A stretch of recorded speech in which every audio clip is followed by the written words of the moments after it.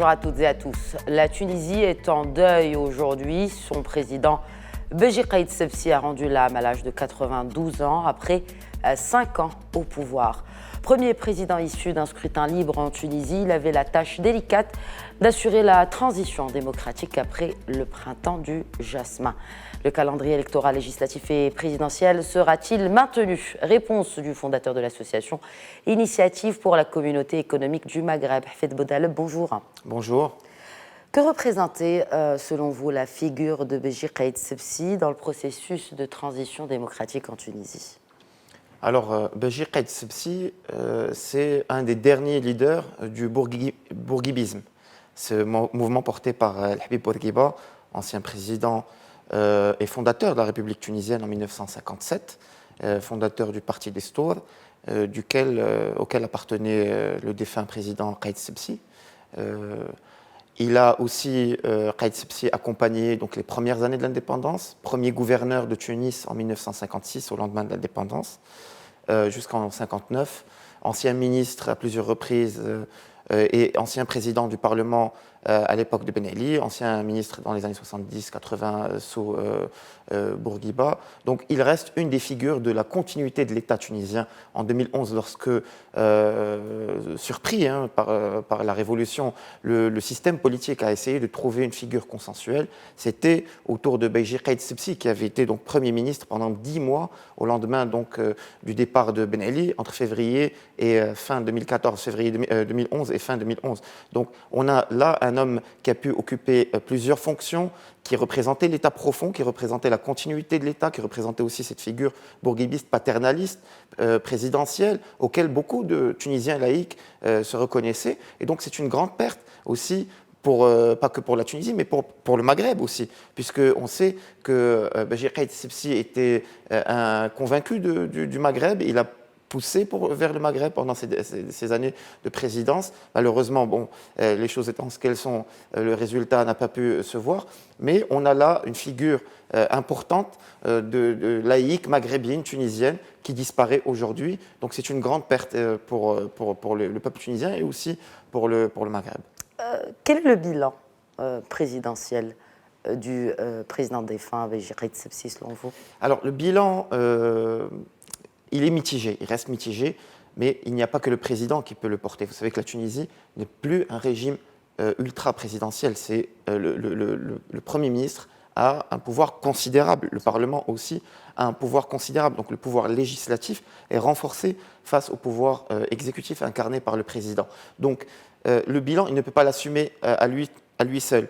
Ce que nous pouvons mettre au crédit de Caïd Essebsi, c'est d'avoir pu assurer la continuité de l'État, d'avoir pu incarner cette fonction de président démocratiquement élu, qui était le premier, donc après effectivement l'interlude de Moncef Marzouki, mais le premier élu dans le cadre de cette constitution en 2014.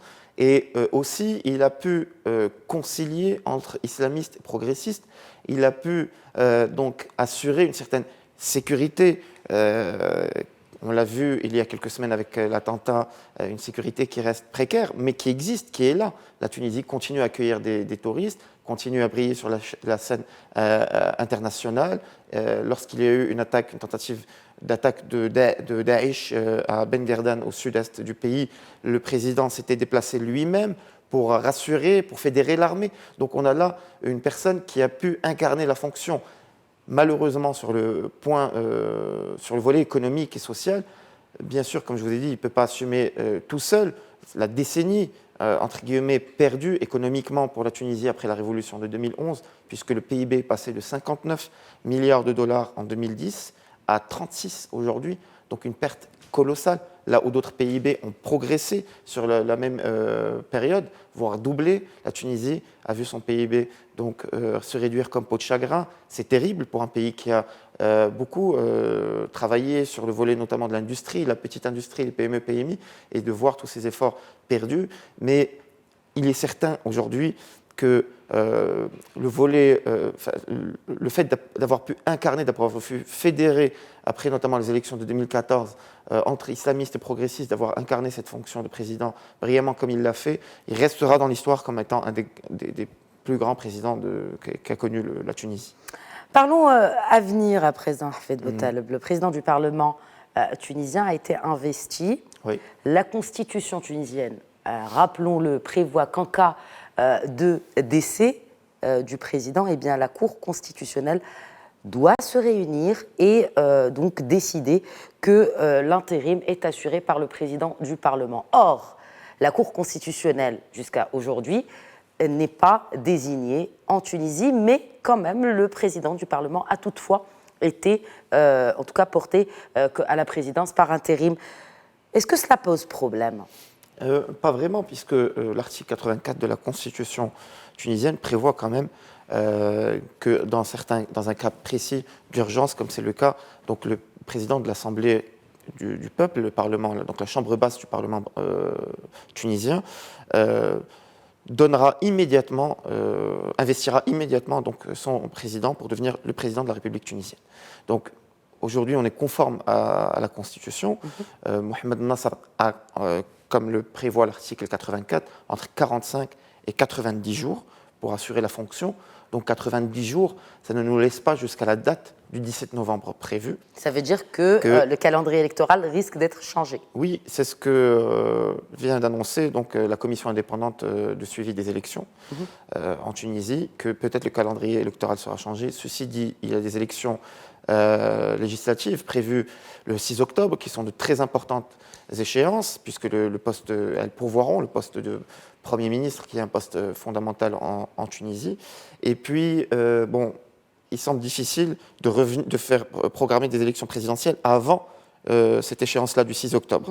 Donc, peut-être, s'il y a changement, peut-être les élections seront avancées de 10 jours, de 15 jours, mais il est difficile peut-être qu'elles soient avancées avant la date du 6 octobre ou qu'elles s'en rapprochent trop.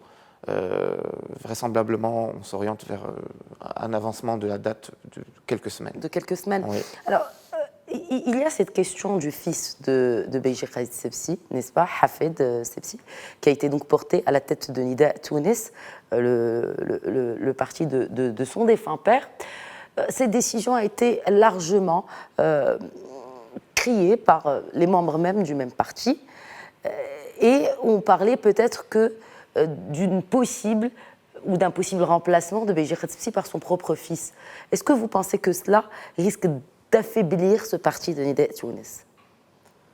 Bon, écoutez, le parti Nida Tounes est déjà considérablement affaibli, puisque à partir de août 2018 et notamment en janvier 2019, une nouvelle formation, un nouveau groupe parlementaire avait le jour, et puis qui s'est traduit par une nouvelle formation qui est Tahia Tounes, formation du Premier ministre Youssef Chahed, qui est aujourd'hui l'homme fort de la Tunisie. C'est Youssef Chahed, aujourd'hui au lendemain du décès de Beji Caïd Sebsi, c'est bel et bien donc, le Premier ministre qui est l'homme fort de la Tunisie. Et il semble que Hafed Sebsi démarre donc, sur une position relativement bancale, parce qu'effectivement, il n'a pas cette légitimité historique qu'avait son père. Et puis, sûrement aujourd'hui, au vu du décès du président, son poids au sein de Nida Tounes va s'affaiblir, surtout que la contestation est toujours là, malgré que la majorité des contestataires aient rejoint la nouvelle formation de Tahia Tounes. Il y a toujours une contestation au sein de Nida Tounes. Et donc, si il est investi, c'est démocratique, puisque, le parti a ses propres règles. S'ils investissent Hafed Sebsi, ça restera dans un cadre démocratique. Les membres du parti vont voter en tout état de cause.